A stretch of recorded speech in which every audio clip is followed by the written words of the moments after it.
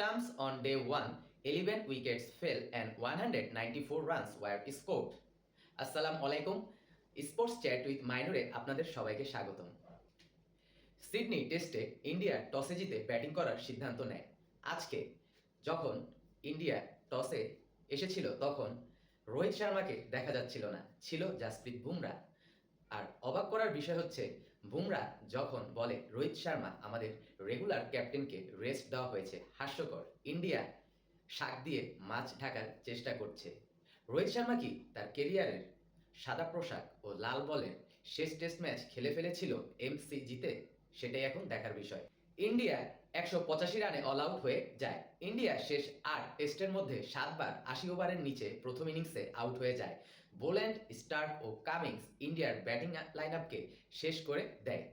Boland 4টি, Starc 3টি ও Cummins 2টি উইকেট তুলে নেয়। ইন্ডিয়ার হয়ে Jaiswal 10 run, Rahul 4 run, Gill 20 run, Kohli 17 run, pant 70, Jadeja 26, Washington সুন্দর 14 ও বুমরা 22 রানে কোনো মতে দলকে 185 রানে নিয়ে যায়। অস্ট্রেলিয়া প্রথম দিনের খেলা শেষ হতে মাত্র 3 ওভার ব্যাটিং করার জন্য ক্রিজে আসে। ওসমান খাওয়াজা আর স্যাম কনস্টাস চেষ্টা করে বিনা উইকেটে খেলা শেষ করার জন্য। তাই শেষ ওভারে স্যাম ও বুমরার মধ্যে দেখা যায় নাটকীয়তা, তাদের মধ্যে হয় বাক বিতণ্ডতা, এক সময় দেখা যায় ঝগড়ার পরিস্থিতি, কিন্তু আম্পায়াররা কোনোভাবে তাদের কন্ট্রোল করেছিল।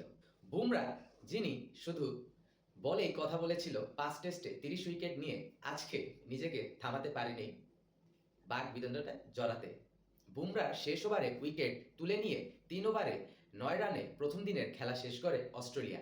অস্ট্রেলিয়া 176 রানে এখনও পিছিয়ে আছে। আগামীকাল কনস্টাস ও পুরো টিম ইন্ডিয়া, বিশেষ করে বুমরার মধ্যে দারুণ একটি লড়াই, এবং ওভার কন্ডিশনে অস্ট্রেলিয়া কিভাবে নিজেদের খেলা নিয়ন্ত্রণ করে, এটার জন্যই আমাদের অপেক্ষা করতে হবে। আগামীকাল আবার দেখা হবে। সবাই ভালো ও সুস্থ থাকবেন। আল্লাহ হাফেজ।